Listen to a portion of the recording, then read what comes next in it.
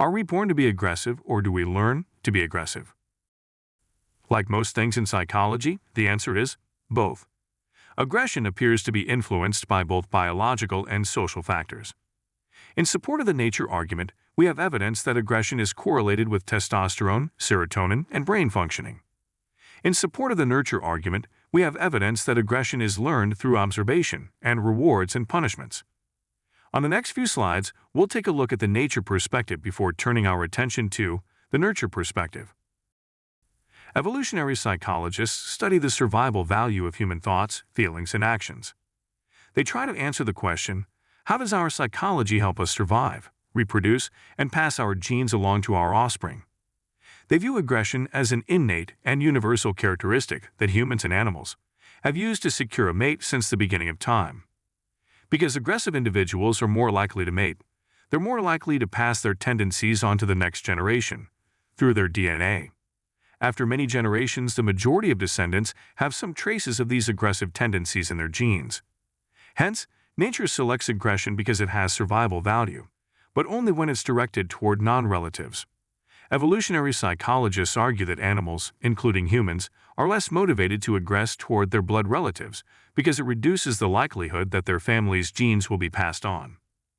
More specifically, evolutionary psychologists say that gender differences in aggression can be traced to how our ancestors behaved.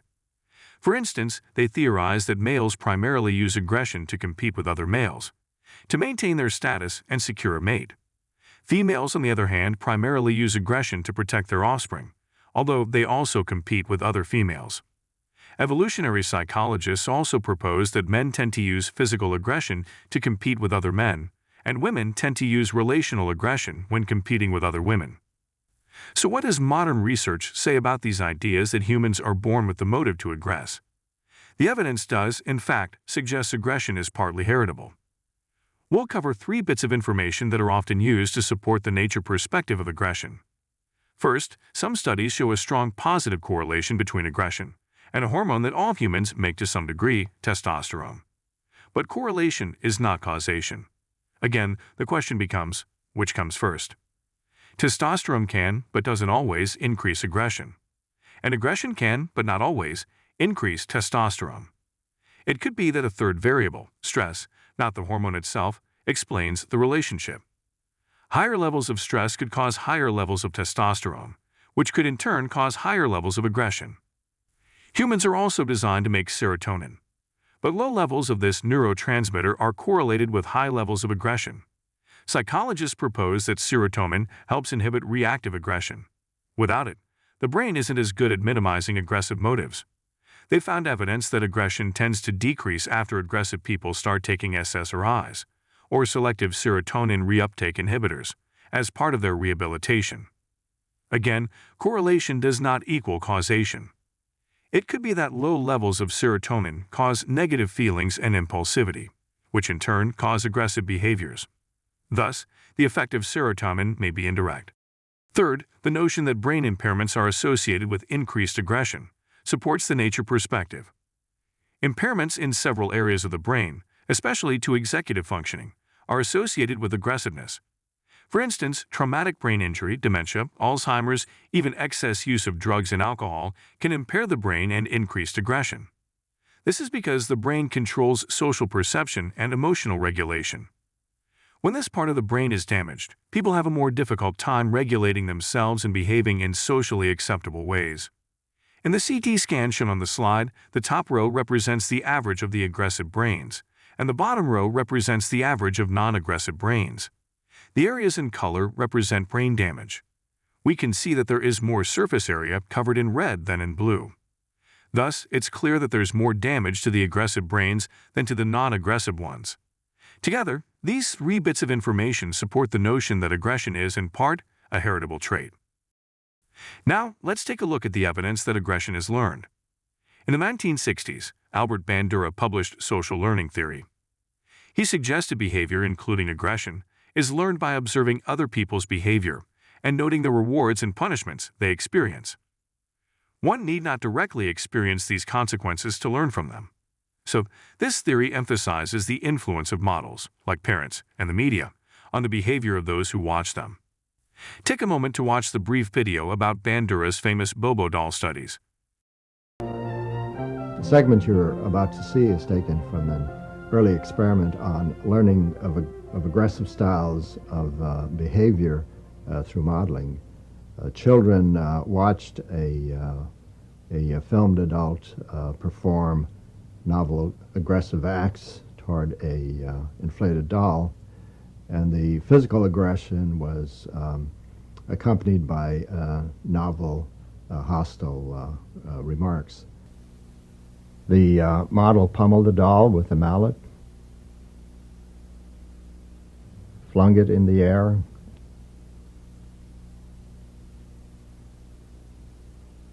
kicked it repeatedly,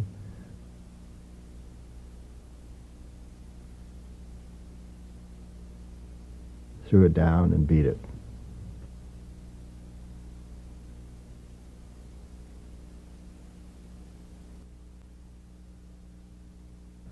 It was once widely believed that seeing others vent aggression would drain the viewer's aggressive drive.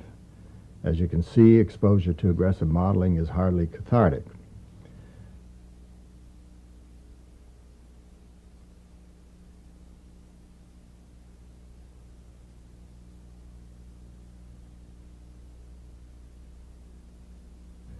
Exposure to aggressive modeling increased attraction to guns, even though it was never modeled. Guns had less appeal to children who had no exposure to the aggressive modeling. The children also picked up the novel hostile language. The room contained varied play materials, and children could choose to play aggressively or non-aggressively.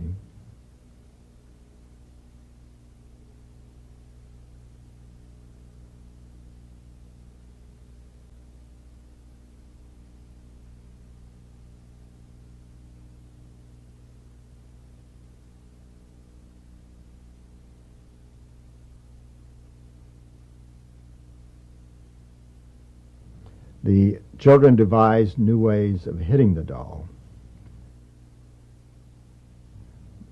Now, the object of interest was the novel aggressive acts, not punching the doll.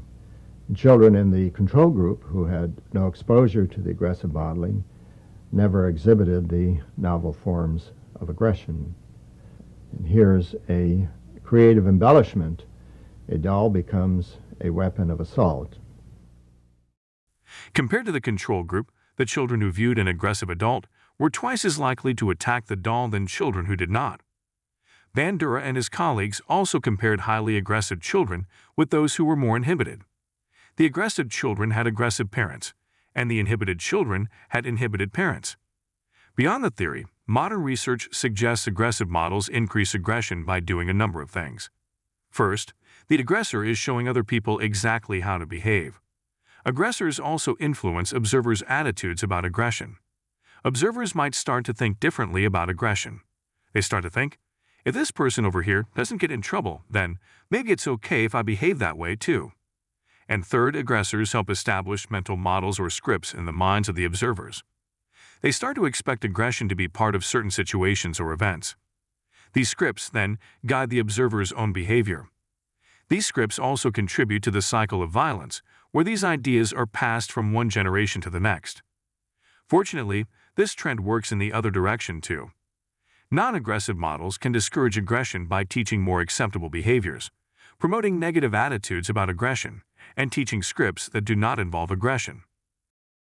Research suggests aggressive behavior is more likely to occur when it has been rewarded in the past, or when it has not been punished, when the behavior has went unchecked and without negative consequences. Growing up in a household or community with a lot of aggression and violence increases the likelihood that one will become an aggressive person.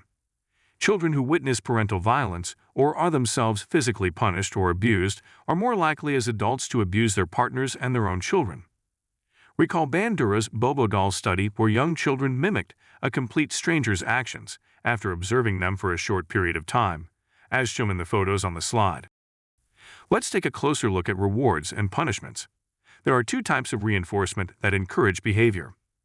Positive reinforcement is adding something of value to increase the likelihood that the behavior is repeated. Sometimes, for example, aggressors get attention from their peers for inappropriate actions. Negative reinforcement is not punishment. Although the word negative makes it sound bad, it's a good thing. It's something people want. Negative reinforcement is taking something unpleasant away to encourage a behavior. Sometimes aggressive behavior gets rid of unpleasant things in the environment. For example, being the first to aggress may intimidate others and cause them to back down in a confrontation. Adults commonly respond to children's aggressive behavior with some form of punishment. The implementation of an unpleasant consequence after a behavior is expressed, to discourage it from reoccurring in the future. With children, for example, we might take away their electronics, assign extra responsibilities or chores, or limit their free time with their friends outside of school. The absence of punishment can increase aggression because the aggressor goes unchecked. But we should be careful with one type of punishment. Corporal punishment can also increase aggression, contrary to popular opinion. Spanking is one of the most commonly used forms. Modern research has found a few issues with it. First, it contributes to an escalating cycle of aggression and violence. A child who is spanked is more likely to use aggressive behaviors in their daily life than a child who is not spanked. Second, it also promotes aggression later in life. That same child is likely to grow up to be a more aggressive person than the child who is punished using non-physical forms. While we should refrain from corporal punishment, non-physical punishment can be effective at reducing aggression if and only if we follow these guidelines. First, apply it immediately after the aggressive behavior, not minutes, hours, or days later. If you notice a child bites another child, immediately separate the children and have a discussion with the biter. Maybe even a timeout or loss of privileges, if this is not a first-time offense. Second, choose an appropriate method of punishment, something strong enough to deter the aggressor. As the old saying goes, the punishment should fit the crime. If it's too weak, the aggressor may decide that aggression provides enough benefits. Third, apply the punishment consistently, across people, across situations, and across time. This will enhance the perceived fairness of the disciplinary system being used. Which brings us to number 4, that non-physical punishment should be perceived as fair and legitimate if it's to have any effect on the aggressor. If they don't take the system seriously, or if they're not concerned about meeting expectations, their behavior may not be influenced by acceptable forms of punishment. To recap, when you use punishment to discourage aggressive behavior, make sure you follow all 4 of these guidelines. Using just 1 or 2 won't have the same effect. So are we aggressive by nature? Or does our environment nurture it? Now you know the answer is both. In the next lecture, you will explore some of the ways that people differ in their aggressive tendencies, including personality, gender, and cultural differences.